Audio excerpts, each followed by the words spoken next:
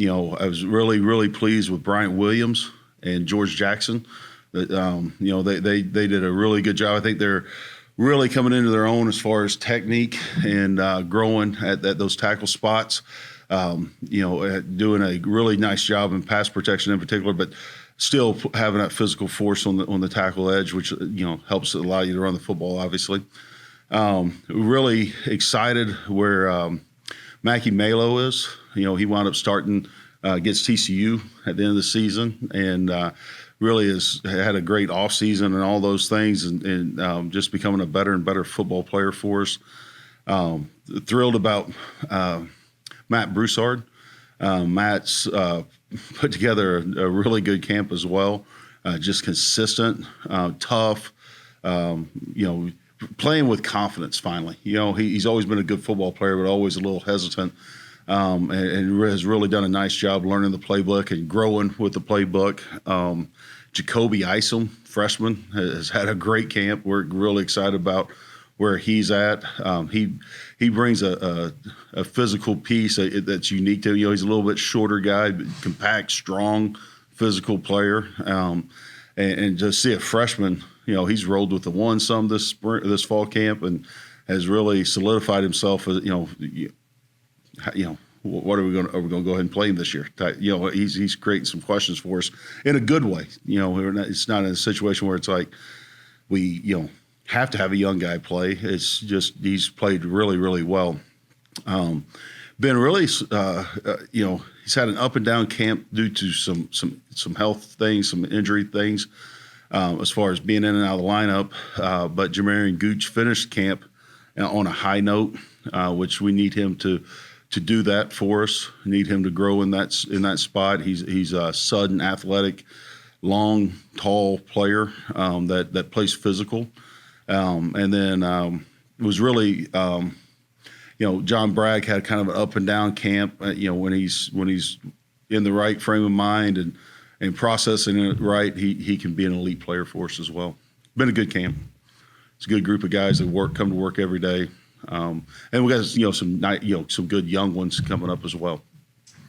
Coach, if you'd address Cooper Fordham for just a second, because your center he's got so many responsibilities in your offense. What is it about him that is going to enable him to be in the same breath as some of the centers the Cajuns have had? We've had some really good centers that come through here. Heck, Landon Burton was a great one that I was fortunate enough to be part of last year. I think he approaches the game the right way. He's very astute, very aware of the defense, has a really good understanding of the different fronts, the issues within each front, where the pressures may come from, understands safety rotations, does all that stuff at a high level. The thing that I think he is a little bulldog in there. I mean, he is a tough as nails, gritty, finish you. I think we're going to be real pleased with what Cooper brings to the table. He's an awesome young man, really fun to be around. He's got a good leadership to him, leadership quality, which is obviously critical for that center spot. Takes command of the line. It's his line of scrimmage. He does a good job communicating with the quarterbacks and obviously with the rest of the linemen. You can kind of tell him something pops up day to day. Hey, we might be shifting to this formation, and don't be surprised if this happens. And I'll be darned he'll catch it the first time, which is, impressive. And it's important to him. He lives and breathes it, and obviously comes from a great football family. And his parents are top shelf, just human beings, and they're tough. And he definitely is putting that last name on the back of the jersey, making him proud. So I'm excited to see what he's going to do this year, because I think we're going to take a step forward as an offensive line. Describe Jax Harrington's leadership and how important it is. He does a tremendous job, because they're all still young men. And, a lot of times you talk to them about leadership and they go in and the first opportunity, they just jump all over it. Jax has a really good knack of when we need him the most, he steps to the plate, and not just with the line. I can remember last year, Wake Forest, the game was tight, and he kind of called the offense up and really thought it was like the perfect time, not just for the Wake Forest game, but kind of for our season. And I think he's got a really good knack of the pulse of the team, who needs to hear what, very direct, very mature. It's like having a coach in there. You can't be the chirping dog, right? You can't just bark all the time. You'll fall on deaf ears. And I think Jax has a maturity about him that's well beyond his age, and just a timing to it. When he speaks, they all listen in the entire program, which speaks volumes of him. Something I've heard coaches say, players say, is the humility the team has, their humbleness, like a trait. Yeah, it's been awesome. Well, hold on.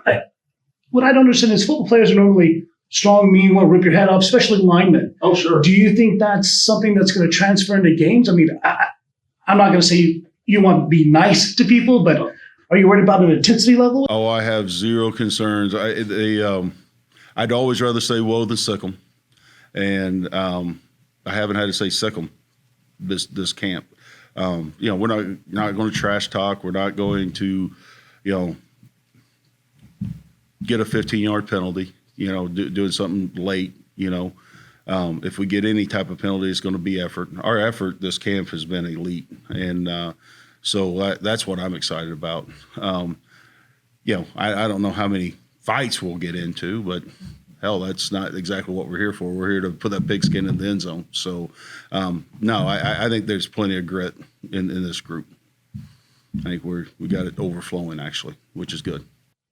What's your confidence level in the O-line heading into this last week ahead of Well, we Expect to be the best in the group of 5, period, without a doubt.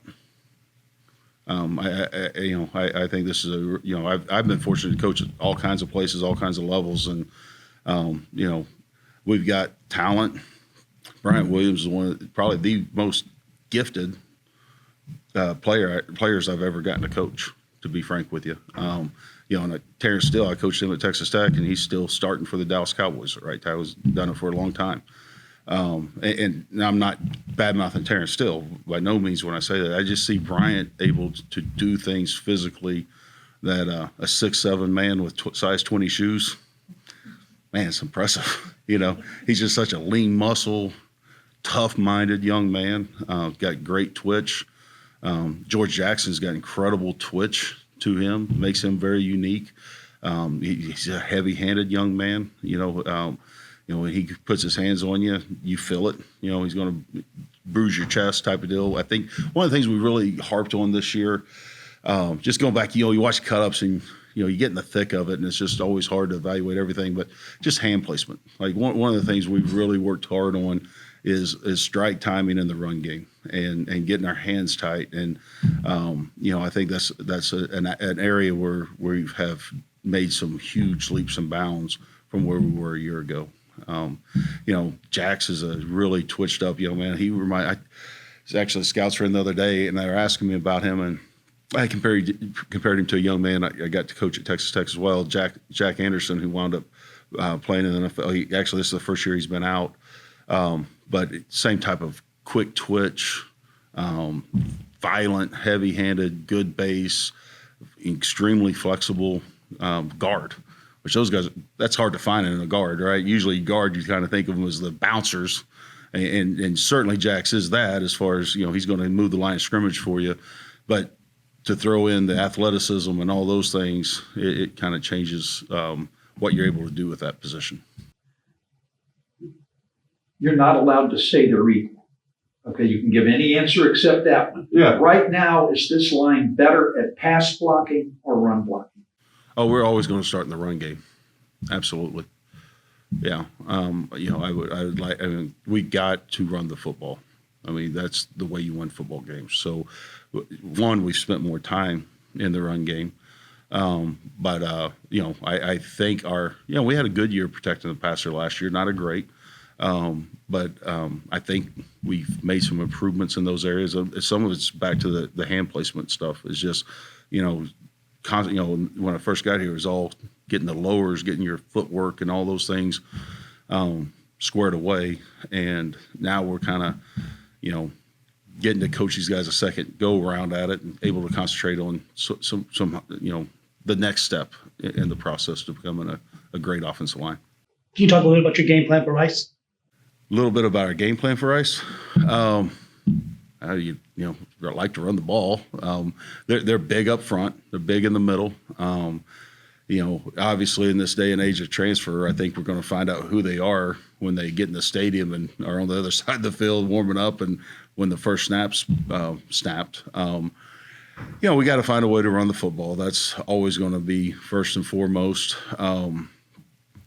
As far as a game plan, we're actually getting ready to go meet on that right now. We kind of did a preliminary one in the summer, but obviously a lot of that changes as you get into camp and you see, okay, hey, Coop can do this. Hey, these running backs are hitting these types of runs better than this other types of runs. So obviously, I think you have an idea what you want to be before fall camp. Coming out of fall camp, I think you become who you are, if that makes sense. And so we're actually getting ready to go meet on the game plan.